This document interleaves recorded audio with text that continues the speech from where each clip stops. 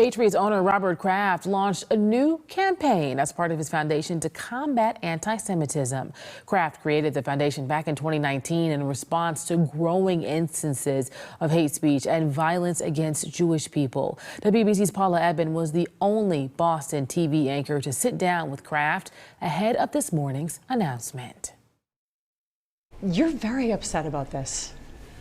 Well, I love this country.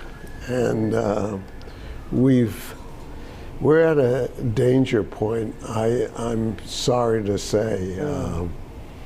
I've never seen the hatred and bigotry that's going on this is the United States of America, and it's something that really bothers me, so we hopefully are going to do something about it. Have you ever had any firsthand experience yourself where you've been on the receiving end? Minor incidents. Well, no, I've had it in business. I mean, not physical, only once in high school, but I've had it in my business career, and I've had it in certain social circumstances. But I've tried to not let other people's problems impact me, and always look to try to build bridges and bring people together, and God's been good in so many ways. It is remarkable, though, to hear you say that what you're seeing happening now, you've never seen in your entire lifetime. Never seen it. The hatred and bigotry and anti-Semitism, to see people out in the Midwest, men carrying signs with swastikas, wearing bandanas and carrying guns, and making rude and bad comments towards Jewish people. This is the United States of America, 2023. Greatest country in the world. We have problems, but it's still the greatest country in the world. And we have people of all backgrounds coming to this country for freedom, religious freedom, equal opportunity to grow and live their dreams. And you find it scary? Well, it's disturbing, very scary to me that this shouldn't happen. You know, we saw it in Charlottesville.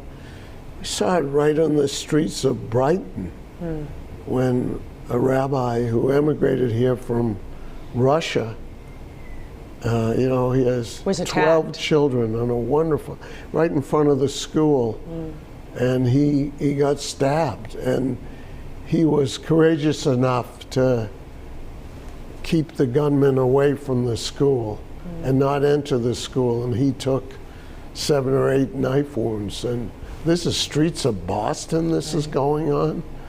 I mean, it really bothers me, and I hope our blue square does something to combat it.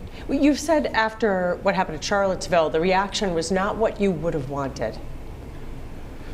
No, the fact that that's where the really first large anti-Jewish comments were made, and it was very disturbing to me. And then see what happened at the Tree of Life, where there was a more mass killing than ever happened in the United States. It really, really bothered me, and that's why we've started this effort, this foundation to combat anti-Semitism.